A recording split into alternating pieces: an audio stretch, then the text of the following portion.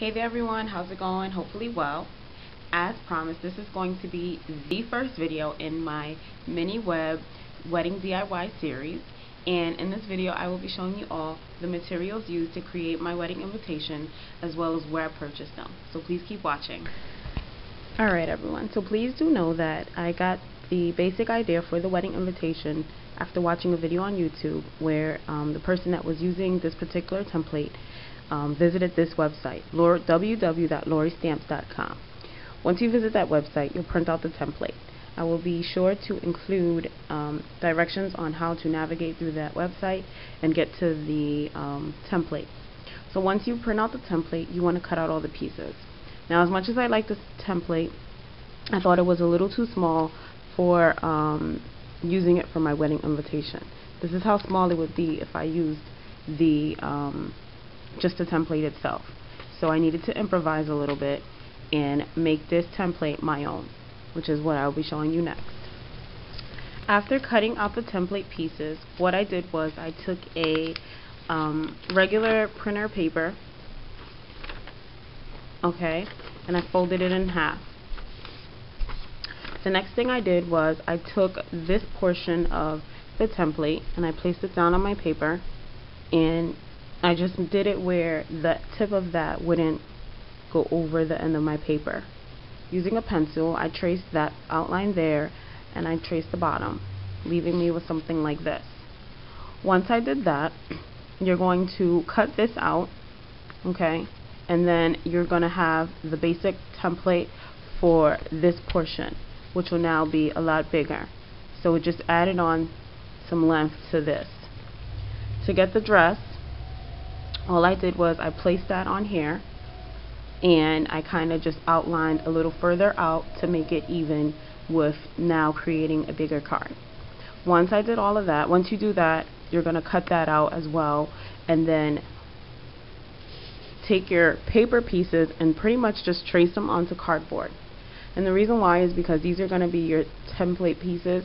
You want them to be strong and sturdy because you're going to be using them to trace a lot. So now this cardboard piece is this. This is going to be how big your card is going to be in the end.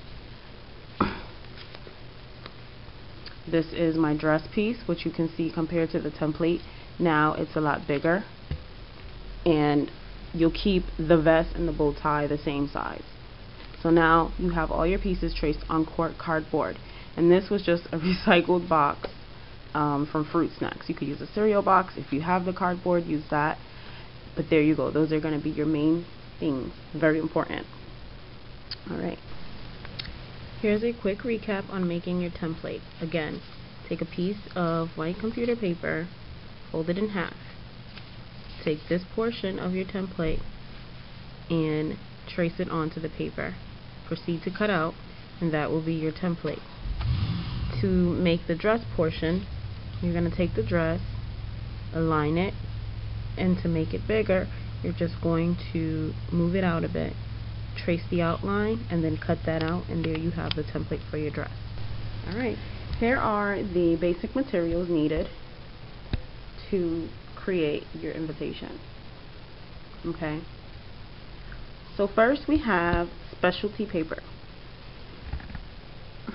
and this is a cardstock paper that has a nice glittery pattern on it, glittery design pattern. And this paper was purchased at my local arts and crafts store. I found it at both Michael's and AC Moore. Okay, and this is, I forget the size of this, but this is like, you know, the size of a scrapbook page. This size will get you 8 dresses. Okay, so using my template and measured, you'll get 4 down here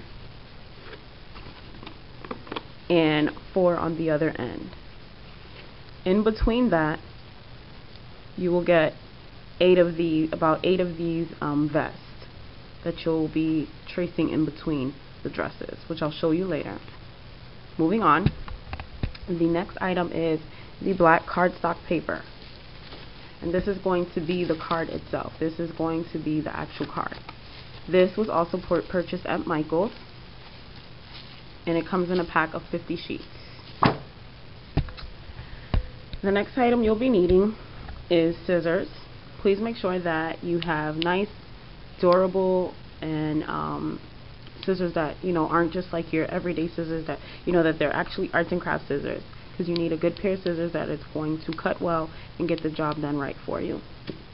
You need pencils for your tracing, some good erasers, just so when you trace, if you make any mistakes or something, you can go in and erase what you did. The next items you'll be needing is glue. These were just regular glue sticks purchased in a pack of 4 at the dollar store. The next item is Tacky glue. This was purchased at Walmart. The next items you'll be needing is ribbon, and this roll of ribbon was purchased at Walmart, which you can find at any of your arts and crafts stores, your local Dollar Tree, etc. Rhinestones, which this is called adhesive rhinestones, excuse me. And this was purchased at Michael's, I should say. And they come sticky. They're already on, they have a backing that makes them sticky. I ended up not using the sticky backing, but you can get this again at any arts and crafts store. Walmart sells these as well in a tube that comes with a lot. The next item was Frayer, and this was purchased at Walmart. And what this is when you cut the ribbon, you want to apply a little bit of this to the end so that they don't fray and look all crazy. And the next item is tape, Scotch tape.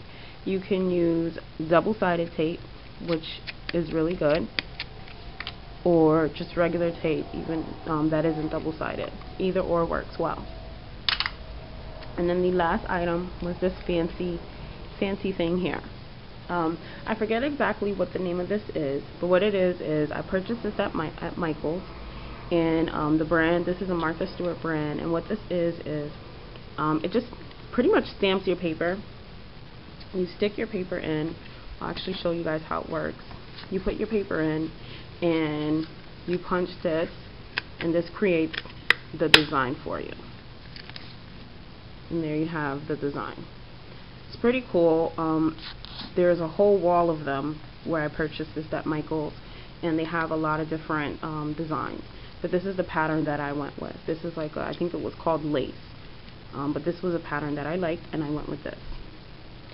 And that was everything. So pretty much these are all the materials you're going to need to make your wedding invitation. Please stay tuned for the next video where I will be showing you step by step how we put all of this into work and create the invitation. Alright, thanks for watching.